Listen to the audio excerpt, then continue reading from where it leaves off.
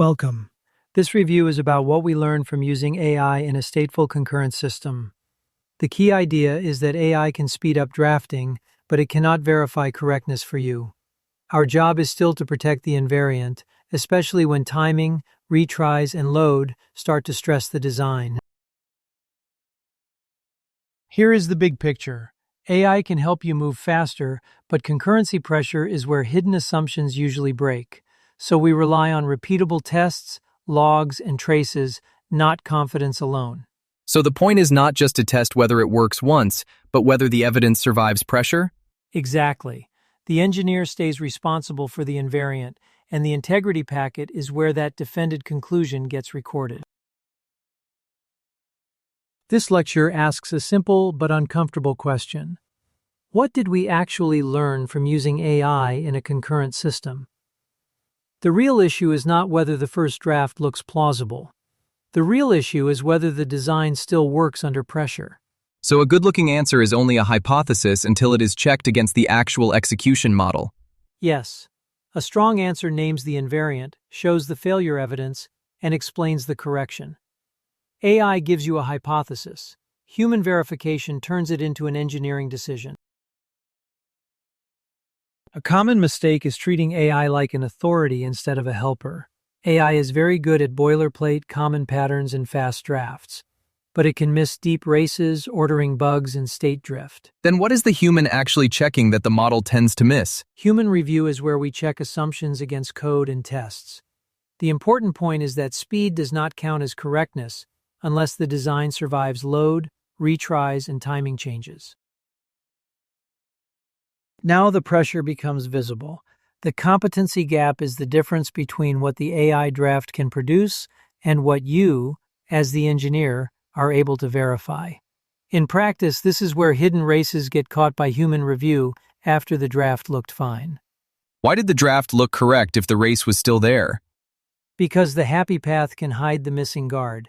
The professional move is to detect that gap early, name the invariant, and prove it with evidence. The acceleration factor is the part of the workflow where AI genuinely helps. It can generate boilerplate and suggest standard patterns quickly, which saves time. But that speed only matters if the human review still checks the result carefully. So speed is useful, but only if it doesn't let us skip the design check? Right, you gain drafting speed, but you do not get a pass on verification. Validation is the constant across every design choice. A happy path run is not enough, because pressure is what reveals whether the system is actually sound. What counts as real validation instead of just a passing demo? The right workflow is to challenge the design with a pressure test, capture structured logs, and turn that into repeatable evidence. That is what makes the result defensible instead of merely optimistic. A generated design or explanation should be treated as a hypothesis, not a conclusion. The workflow starts with the AI suggestion, then moves into code, then tests, and finally evidence. So the draft is not the answer. It's the first claim we have to challenge? Exactly. That sequence matters because the suggestion is only useful if it survives verification. Human verification is the engineer-led process of checking the claim against reality. We inspect the code, compare the logs, and rerun the tests instead of accepting the first plausible answer. What makes that different from just reading the code carefully once? The goal is to validate the claim in a way another reviewer could follow. That is the difference between a convenient explanation and a defensible design decision. Think of the lecture topic as a system of pressure and response.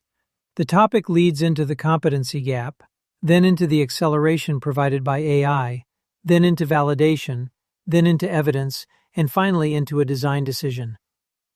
And the feedback loop matters because each decision changes what we need to inspect next. Yes, that decision feeds back into the gap because every new conclusion should sharpen what you inspect next. Here is the uncomfortable version. A concurrent request arrives, the system reads stale state, work gets duplicated, and then progress gets blocked. Why does that failure stay hidden in ordinary testing? That failure is easy to miss in the baseline because the sequential happy path never creates the overlap that causes the bug. What you want to capture is not just that it failed, but how it failed. The request IDs, the state transition, the retry behavior, and the point where progress stopped. The protected property here is system integrity under pressure. The mechanism is a guard around the invariant, plus observability so you can actually see what happened, plus a repeatable test so you can prove it. Isn't a guard enough if it blocks the bad transition? Not by itself. The trade-off is that you usually give up some simplicity or throughput to get that protection. That is not a free fix, but it is a more honest one. The evidence story should move from baseline run to failure run to fix run and then to residual risk. That comparison is what makes the design defensible. Which metrics matter most when I'm trying to show the system is controlled? If someone asks whether the system is still controlled under stress, you should be able to point to metrics like latency, queue depth, retry counts, and the recovery timeline. Each design approach carries a different trade-off. A simple baseline is easy to explain, but it often hides pressure assumptions. A guarded transition protects the invariant directly, but it requires careful state modeling. So there isn't one universally best fix? No, explicit coordination makes ordering visible, but it can add weighting. And observability-first design gives you strong evidence at the cost of more instrumentation work. The right choice depends on what property you must defend. Let's make this concrete. First, identify the invariant or progress property that matters most. Then, write one sequential case that should succeed and one pressure case that could fail. What evidence should I add before I run the stress case?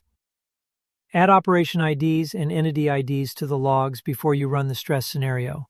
If you apply a fix, capture before and after evidence, and then update the integrity packet with the assumption, the validation, and the remaining risk. This is where the lecture connects to the assignment. For A1, you should show the relevant object, workflow, event, failure, or recovery mechanism in your own domain. What is sufficient to defend that choice in review? What matters is not just having a design choice, but demonstrating it with runnable commands, structured logs, failure reproduction, and a clear integrity packet defense. In an oral review, you should be able to explain why you chose that mechanism and what trade-off it introduces. The final takeaway is simple but important. Explain the system, stress it, repair it, and validate it. AI can help you move faster through the explanation stage, but only evidence proves the design holds under pressure. So the mature version is the one we can defend after we've tested it and broken it. Exactly. A mature design is one you can defend after you have tested it, broken it, fixed it, and recorded what you learned.